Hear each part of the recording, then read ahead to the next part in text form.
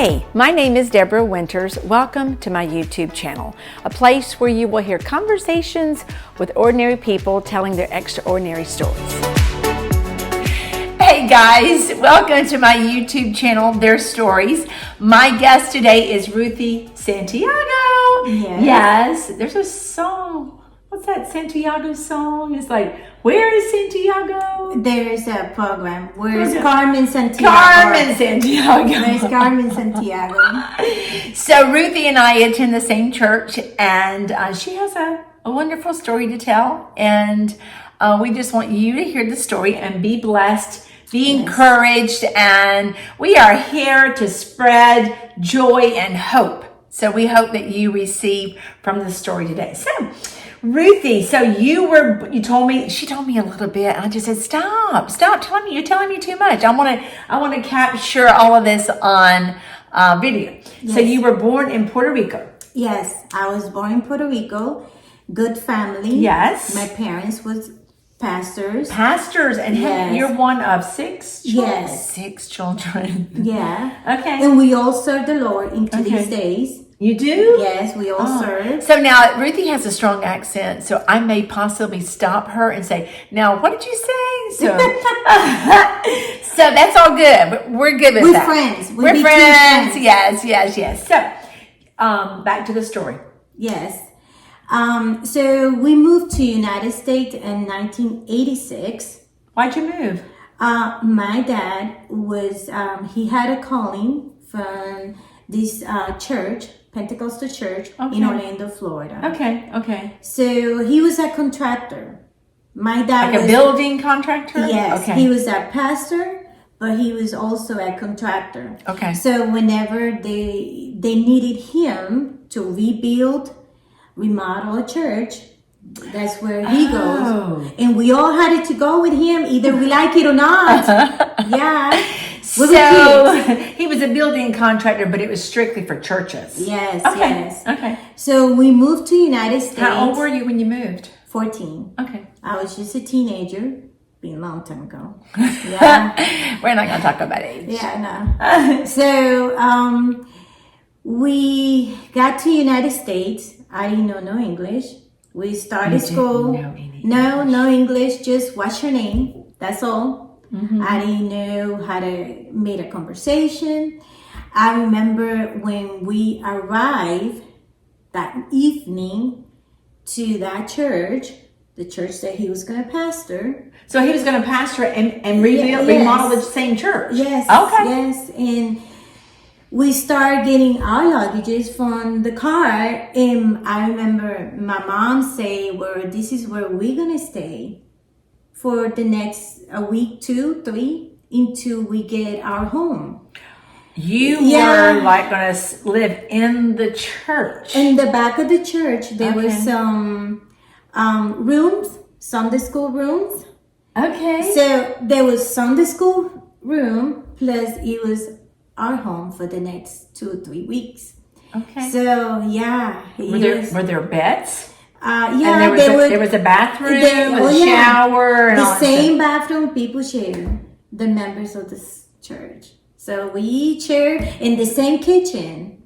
Okay. I mean, it was connected to the church. Okay. So we lived there, but we never complained. Oh. Never complained. So we got through it and everything else, and we went to school. I don't know into this day how did I made it.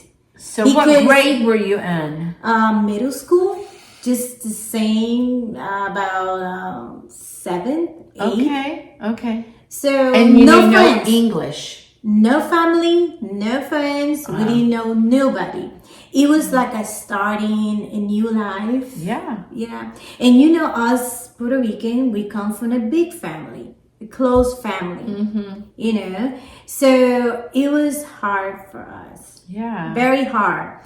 And at that age, I started having panic attack. Okay. Anxiety attack. Okay. And I didn't know where that came from. So what did that look like when you had an attack?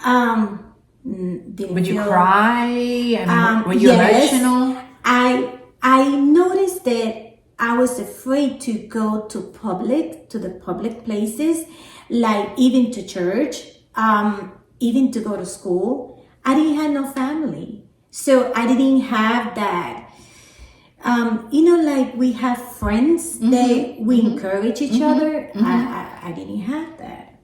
So, didn't all the siblings go to school together? The same school? Well, I had it, for brothers. We all 2 years apart. 4 brothers. Yeah. And just 2? And 1 sister. Yeah. Okay. And we just, like I say, we don't know how we made it through. Yeah. Back in the days, no family. And about a year and a half after we moved to Orlando, my father came ill for the first time. That was the first time. Okay. And he had to stop. He had to stop? His pastoral duties. Oh, okay. Pastoral duties, okay. Pastoral duty. He had to stop. So I was 15 years old already. And we had to make money to support the family. Right. My mom never worked before outside the home because she used to help my dad and take care of his kid. So we had to just work ourselves through it. My sister was old enough to work. Okay. And our paycheck was to buy grocery. Wow. Pay electric bill. So the kids went to school and they had jobs. They were younger. They couldn't work. But me and my sister, I was 15, she was 17. You could get a job if you were 15 years old? Back then, with parental consent. Okay. Yeah. What did you do? I started at McDonald's. Cleaning tables. I didn't know no English. So I had to do something. Yeah. Okay. So I for me, it was a big deal. So I was working. Your sister got a job. Did your mom get a job? Yes. Okay, so you 3 girls, the 3 ladies were getting the ladies of the house. Oh my gosh, okay. The ladies of the house because my brothers were younger. They couldn't work. Right. And it was hard. Wow. Then I was promoted to cashier. At McDonald's? To me, it was a big deal. I was making more money. Yeah. And everything was about money. Yeah.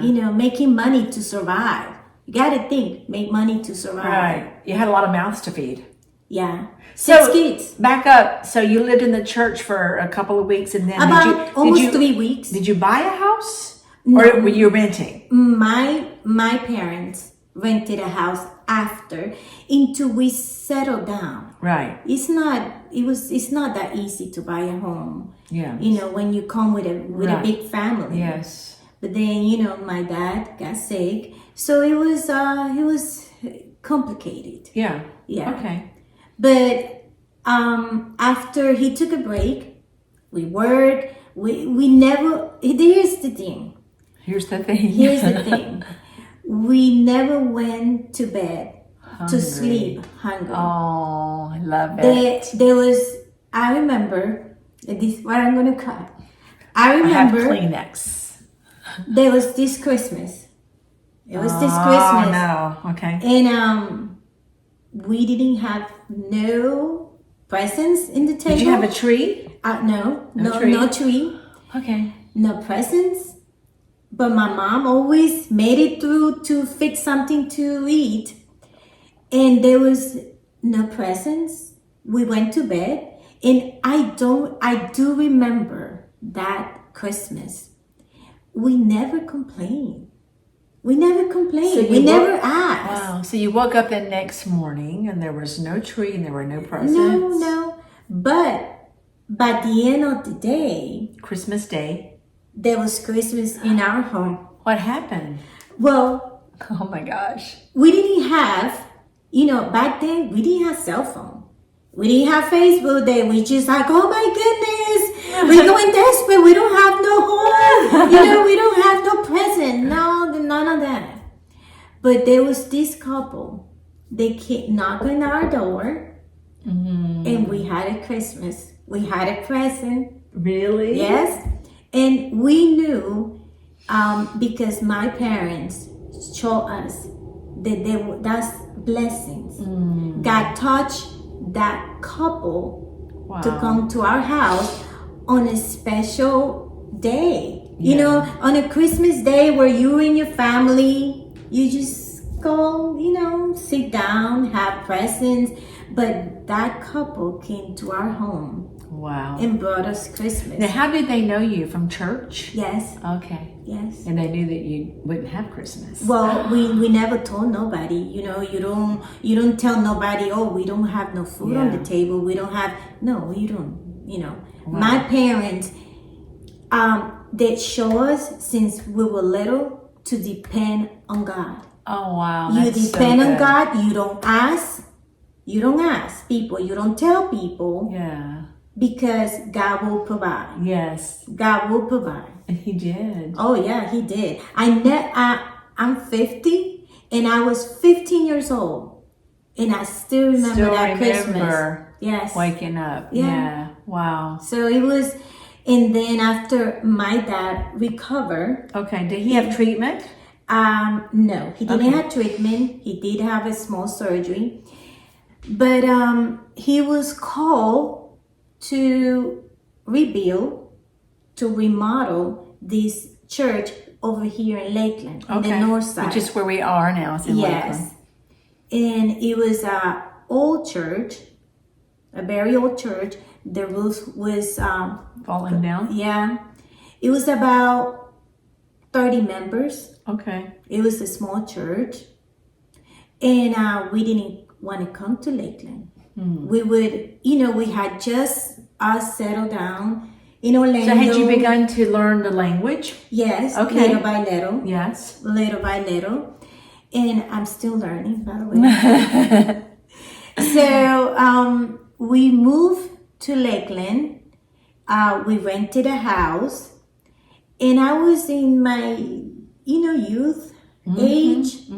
But I noticed that my panic attack, anxiety was getting more often, stronger. Really? Wow. Okay. My menstrual cycle was gone.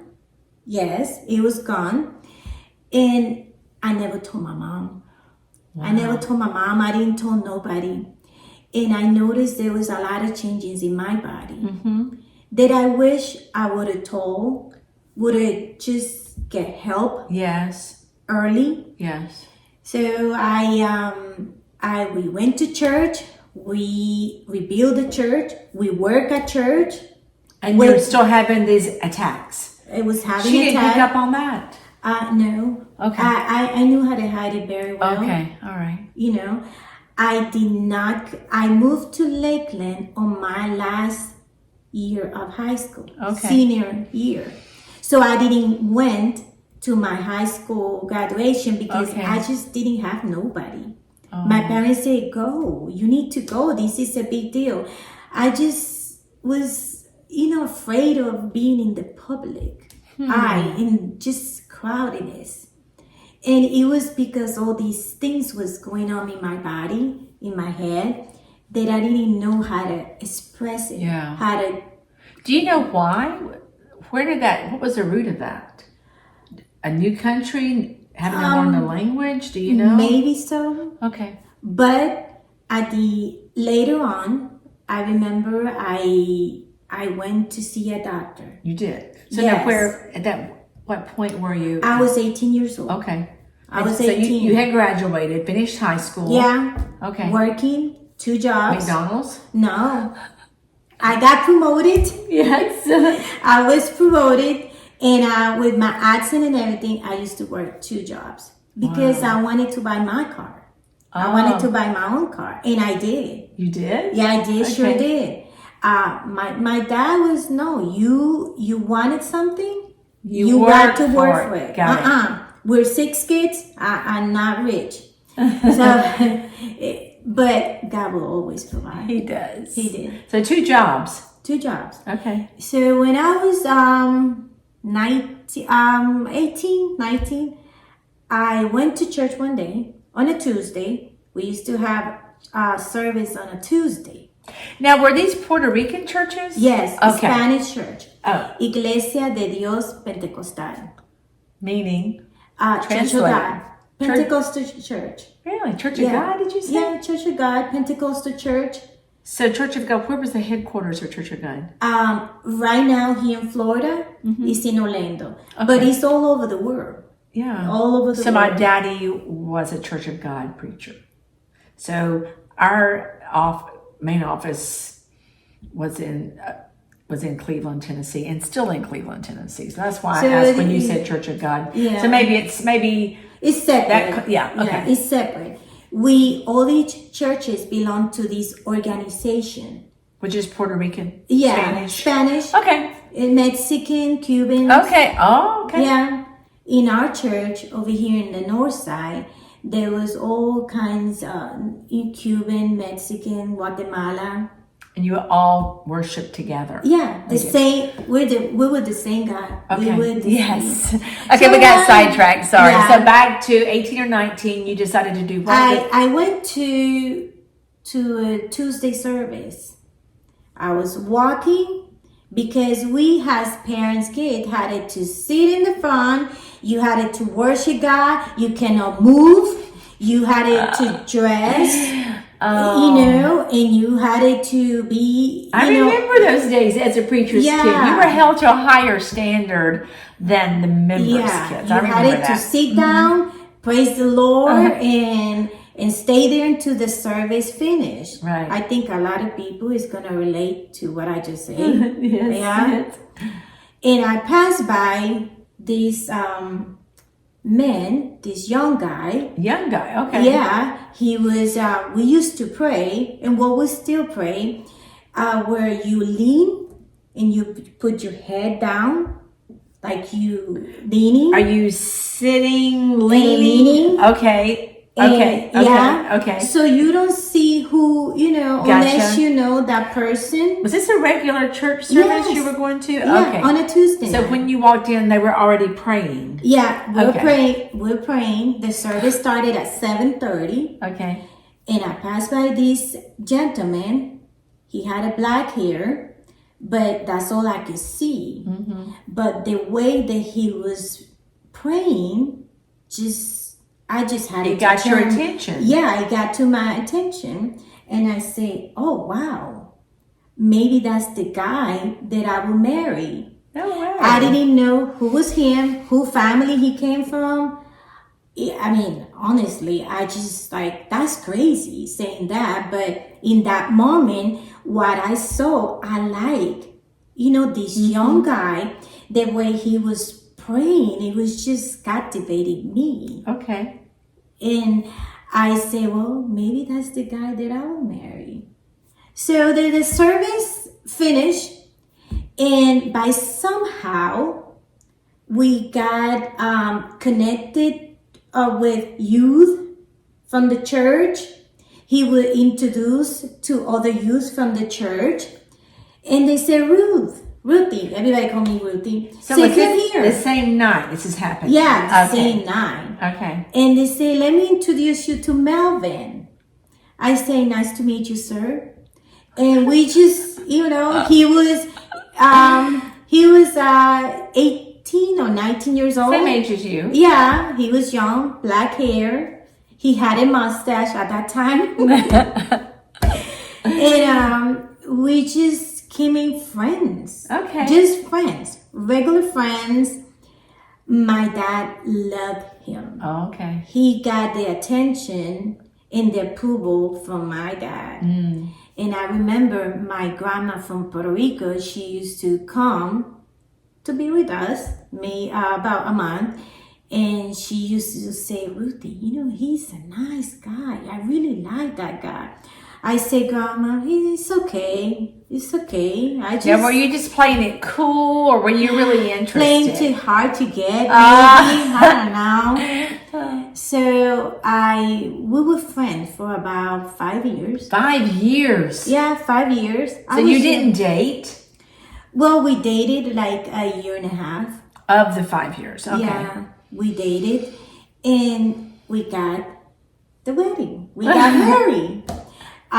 July 1st. Okay. 1995. We got married. I had a poofy hair that, back then. puffy hair, the big fluffy dress, the bigger the better, all that, the train and the crown. I got all that because I had to have all that. It was a big deal. And it was a beautiful wedding. My dad gave me away. And I remember he walking down the aisle. I have a picture. He's talking to me in the video. I do have the video too. He told me how proud he was. Oh. Because I did what I was supposed to do as a young lady. The way that God would send you the man. Yeah. And you waited for the guy. Yes. Yeah. But there was I met a lot of guys, young, older, but there was something different about Melvin. It was, and I mean, I used to go to a lot of youth activities, convention, but there was always something that brought me back to Melvin. Gotcha. Yeah. Oh, okay. So that was 95. You said 1995. 95. Okay, so you got married, and at some point in time, you decided you wouldn't have children. Yes. Okay. Well, 6 months after I got married, I was trying not to have babies. So had your menstrual cycle kicked in? No. I had to have pills. So when to have my menstrual cycle. So when did that happen? I mean, like off and on since I was 15. So how did you get pills? Because you didn't tell your mom what was going on. Well, I went to a doctor. Okay. And I went to several tests. But before I married, I did tell my mom. Thank you. Yeah. Okay. And at 18 years old, I did saw a specialist. Okay. And they told me I had polycystic ovary syndrome, which is a very common. So what's the acronym? PCO. PCO. Okay. PCO. If you have PCO, is rare chance of having kids. Okay. And you will have panic attack, anxiety attack. Really? So this is common? It is common. I have never heard of this.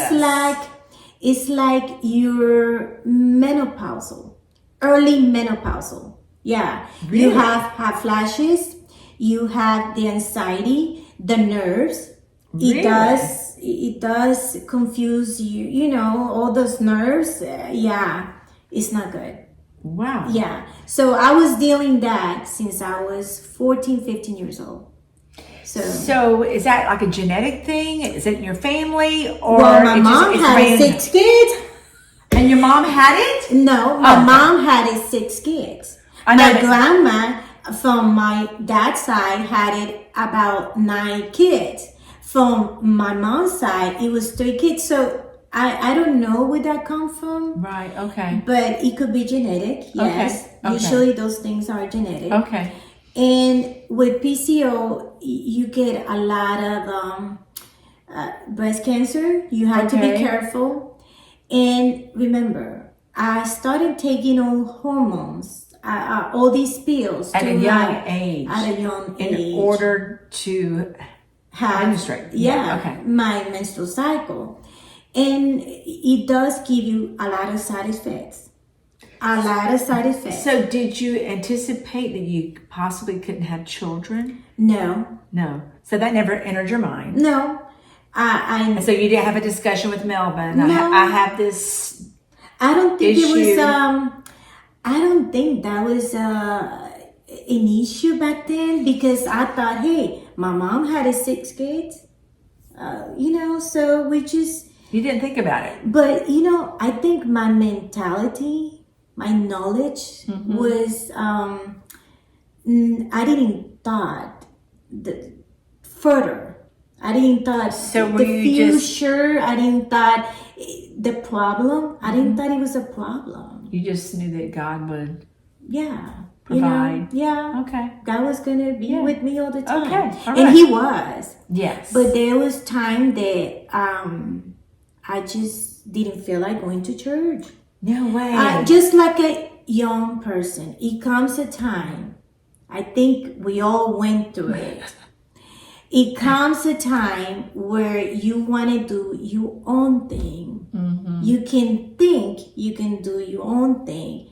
You know, yeah, you can go to church on a Sunday, but are you praying enough? So now, was this after you married that you came to that? Way after I married. We got our home. So 6 months into the marriage. Yeah. And I remember it was 6-7 months into we got this house. It was being to build.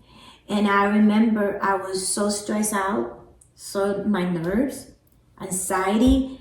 I used to live on the second floor.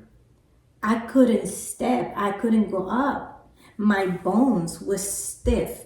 I remember sitting in that stair trying to get up there. Really? My bones were stiff. My head, my hands, the bones were stiff. So was this a part of the anxiety? Yes. And That was not connected to PCO. No. Okay. No. And maybe I don't think I was eating right. Because when you go into all these things, and I think a lot of women are gonna relate to it, that when you go into depression, all these, feelings that you trying to figure it out, what's going on, you don't eat right. So you don't take care of yourself right. So are you saying that you went into depression? Yes, I went deep. What happened? I mean, why? It's just part of the polycystic ovary syndrome. Oh, it's a part of that is depression. Yes, wow. yes. Okay. So months passed by, and I started to recover myself a little bit because I got out from those hormone pills. Okay. That was giving me some side effects that I did not like. And Melvin said, well, let's try to be, to become parents. Let's try to get pregnant. Okay. Let's just try. Yeah. So how was he responding to this time? I tell you, I don't know. That's when you do the right thing, you marry the right man. So Sickness and hell into death to his part. Was he precious the whole time? Oh yes. And see, the thing is, and understanding. Lord, very much so. Very much so. Because we were newlywed. Yeah. It was not easy. And you were depressed. Yeah, I was anxiety, depressed, fear. All those things come. Wow. But I think also I got into too much working 2 jobs. So not you continued to work. Yeah. Okay. Not going to church. So you kind of separate your spiritual, life little by little. So, we're taking a side note here. So would you say that prior to marriage were you strong spiritually? I mean, did you have a relationship with the Lord? Did you pray? Were you in the Word? Yes. So how would you describe your walk, your spiritual walk? Well, like I say, we were just regular pastor kid that make mistakes. Right. But you were required to be in church, to be at the front, you were required to worship. But what was it like on the inside, your heart? I mean... We always was taught to depend on God. Okay. You call on Him whenever you feel afraid, whenever you feel sick, you call on Him. Yeah, so you were taught that. Yes. And so all those times when you were going through the depression and the anxiety, were you praying? Because you were so young. I mean... See, I'm going to tell you something. You think to pray. You think you pray. You think you are. You think you're praying. Because, you can, get on your knees. You can pray. But the way you pray, is it the way that God wants you to pray? Yeah. Or it's just sentences. Right there. That's what I mean. And I did that for many years. And I'm going to tell you later on. Yes, we're going to get part 2 because there's a story that we're getting to that has to do with pregnancy or Yes. not A being, able, loss. not being able to have kids, loss of a child. Loss of a baby. Okay, so we're going to stop now because we're kind of at the 30-minute mark. So you need to stay tuned, come back next week and hear the rest of Ruthie's story. Thank you guys for joining in. Before we leave, we talked about this before, about praying. So are you comfortable praying or would you like for me to pray? Okay. So if you do not know Jesus, there's no time like the present, and he will, he's there for you. So you just have to call out, and if you're depressed, if you're having medical issues, he's there to hear, and he just wants you to call on his name.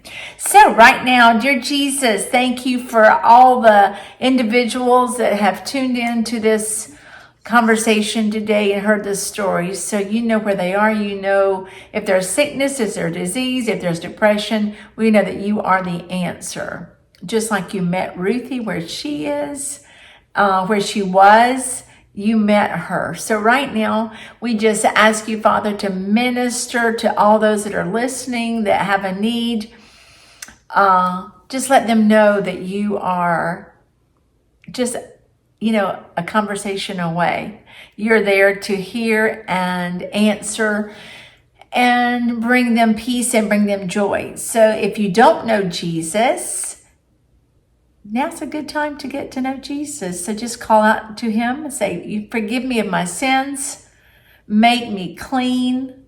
I make you Lord over my life. And he will do that. Forgive me, Lord, of my sins. Make me like new. Be Lord over my life. And he's faithful. He's faithful to do that right where you are. It doesn't have to be a big formal prayer. So we just hope that you've enjoyed this conversation today, and there's more to come next time. So we rejoice with you if you have just accepted Jesus as your Savior, and we'll look forward to next week. Bless you guys. Bye-bye.